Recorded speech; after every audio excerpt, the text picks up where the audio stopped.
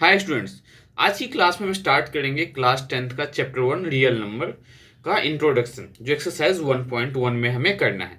तो बेसिकली 1.1 के क्वेश्चंस को कैसे सॉल्व करोगे आप, ये इस वीडियो में आपको बताया जाएगा। ये आपका बेसिक कॉन्सेप्ट है जिसके हेल्प से हम एक्सरसाइज 1.1 को कंप्लीट करेंगे और क्वेश्चन वाइज कंप्लीट करने वाले हैं।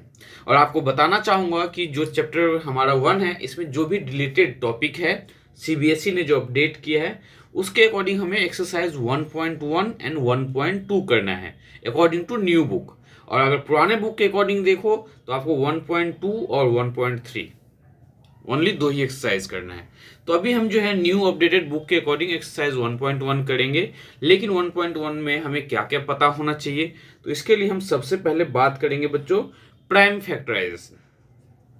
प्राइम फैक्टराइजेशन हमें कैसे फाइंड करना है, होता क्या है प्राइम फैक्टराइजेशन। तो बच्चों बहुत ही ध्यान से समझना, प्राइम फैक्टराइजेशन में हमें क्या करना है बेसिकली, तो जो हमें हमारे पास नंबर्स दिया होता है हमें उसका एलसीएम फाइंड करना है with the help of prime number. जैसे कि फर्स्ट एक नंबर कंसीडर कर लो आप 140, हमें इसके क्या फाइंड करना है प्राइम फैक्टर। तो इसका प्राइम फैक्टर फाइंड करने के लिए क्या करना है, तो 140 का लेना होगा आपको एलसीएम।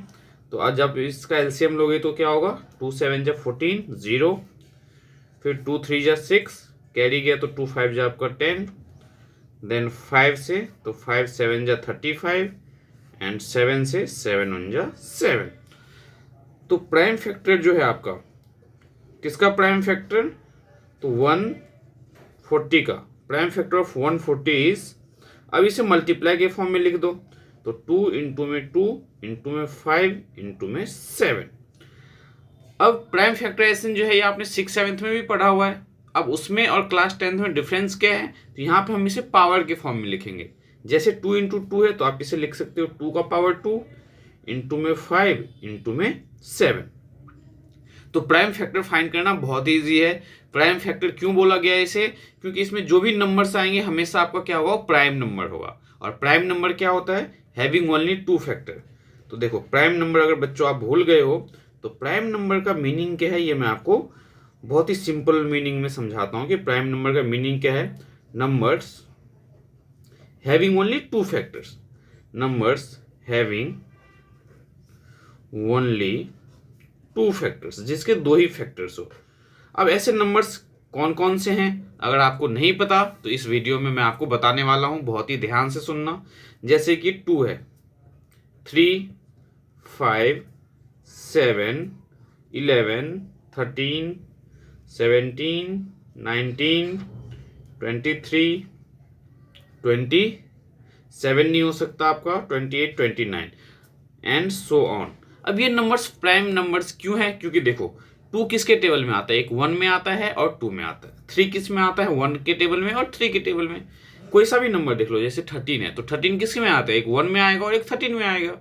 सिमिलरली 19 किस में आता है, तो 1 के टेबल में आता है और 19 के टेबल में आता है। तो अब आपका जो है प्राइम नंबर जो है, इसका बेसिक मीनिंग आपका क्लियर हो गया होगा कि प्राइम नंबर किसे बोलते हैं, जिसके 2 ही फैक्टर्स हो, एक 1 के टेबल में और एक खुद अपने आप में।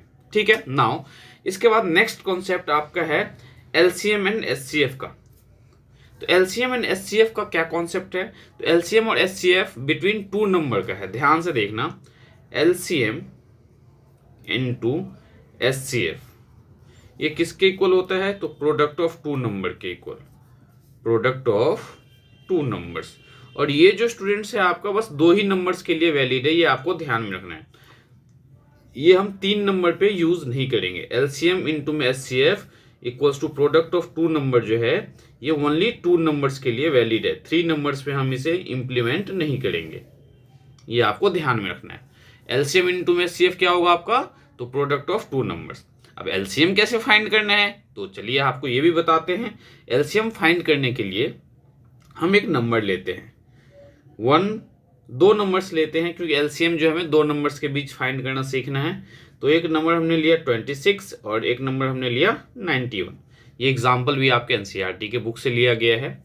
तो 26 के फैक्टर्स निकालो आप।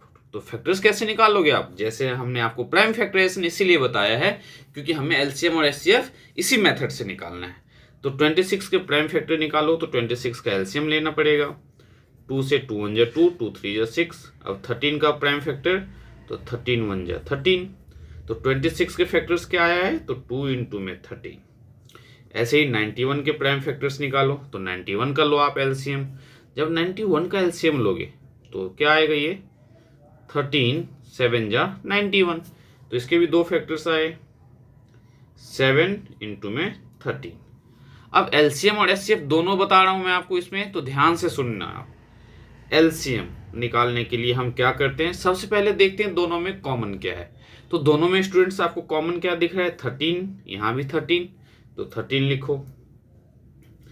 अब जो कॉमन नहीं है तो कॉमन क्या नहीं है, 2 कॉमन नहीं है तो इंटू 2, और 7 कॉमन नहीं है तो इंटू 7। तो ये हो जाएगा इसका एलसीएम 13 2 जा 26, और 26 को 7 से आप मल्टीप्लाई कर देना। ठीक है। अब एक एग्जाम्पल लेते हैं, जैसे मान लो आपके पास फैक्टर जो है कुछ इस फॉर्म का है 2 का पावर 3 इंटू में 3 का पावर 2 इंटू में 5 का पावर 7। और जो दूसरा नंबर है ये एग्जाम्पल्स के थ्रू समझा रहे हैं तो इसको ध्यान से समझना। और एक कोई नंबर है जिसका फैक्टर क्या है तो 2 का पावर 5 इंटू में 3 का पावर 4 इंटू में 5 का पावर 2 इंटू में 9। अगर इस टाइप के फैक्टर्स आए आपके पास तो आप एलसीएम कैसे फाइंड करोगे। तो एलसीएम फाइंड करने के लिए पहले देखो दोनों में कॉमन क्या है 2 कॉमन है। अब 2 में जो यहाँ पे पावर देखना है, यहाँ पावर 3 है, यहाँ पावर 5 है, तो अब कौन सा पावर देखना है हमें, तो जो हाईएस्ट पावर हो। तो पावर हाईएस्ट पावर क्या है 5, तो यहाँ 5 ले लो इनटू। अब हम 3 की बात करेंगे तो 3 लिखो इनटू में। 3 का पावर यहाँ क्या है 2, और यहाँ पे पावर क्या है 4। हाईएस्ट क्या है दोनों में 4, तो 3 का पावर 4 इनटू यहाँ क्या है अब 5 लिखेंगे हम। 5 का पावर यहाँ क्या है 2, और यहाँ क्या है 7। हाईएस्ट पावर क्या है हमारा 7, तो हम 7 लेंगे। नाउ जो कॉमन नहीं है तो कॉमन, अब ऐसा कौन सा नंबर है जो कॉमन नहीं है, तो 9 कॉमन नहीं है, तो 9 मल्टीप्लाई में, तो इसका ये एलसीएम होगा। बट एचसीएफ की अगर हम बात करें तो एचसीएफ में हम क्या करते हैं, जो दोनों में कॉमन है वो लो। तो इन दोनों में कॉमन क्या था आपका 13 था, 13 का लोएस्ट पावर। ठीक है। और इसमें अगर एचसीएफ हम फाइंड करें तो इसमें क्या आएगा 2, दोनों में कॉमन है तो 2 का आप लोएस्ट पावर लो। एलसीएम के केस में हाईएस्ट पावर, एचसीएफ के केस में लोएस्ट पावर। तो 2 का पावर क्या आएगा यहाँ पे 3 इंटू में। नाउ 3 लो आप। अब 3 का पावर यहाँ 2 है, यहाँ 4 है, तो हम यहाँ लेंगे 2 इंटू।